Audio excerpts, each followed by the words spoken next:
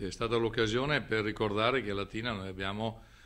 l'ottava quasi provincia del Veneto. La metà della popolazione della provincia di Latina è di origine veneta.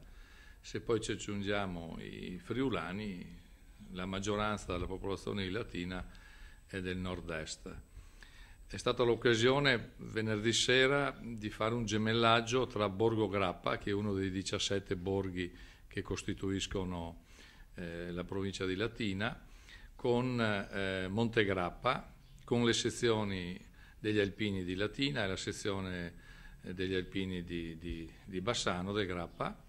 proprio per testimoniare questa comunanza di valori, di provenienza, e con il presidente delle associazioni venete di Latina, Filiberto Bordignon, trevigiano, e insieme alla fanfara, al corpo bandistico di Conegliano e al gruppo musicale Musica Insieme di Vedelago si è tenuto in una bellissima struttura un concerto destinato proprio ai cittadini, uomini e donne, soprattutto quelli più anziani di Latina, che sono partiti dal 1932 e hanno raggiunto l'Agro Pontino, che era stato bonificato proprio era stato bonificato negli anni precedenti. È stato un momento di commozione, abbiamo avuto 1 migliaio di persone, molti anziani, che con la presenza del sindaco di Latina, Vincenzo Zaccheo, hanno potuto, insieme alla collega Donazzan,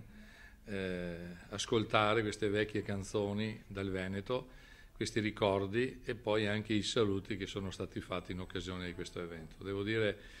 che è stato l'unico evento all'interno di tutta la settimana destinata agli alpini che non avesse una caratteristica tipicamente di cori di montagna, come quelli che gli alpini ci sanno consegnare in questi appuntamenti, ma è stata un mixer di ricordi, di canzoni dell'emigrazione, dei ricordi di casa, in questa comunità che si è risvegliata proprio da questa 82esima adunata degli alpini. Io sono convinto che dopo questa adunata anche la provincia di Latina e tutto il suo hinterland usciranno da quel torpore che in questi ultimi anni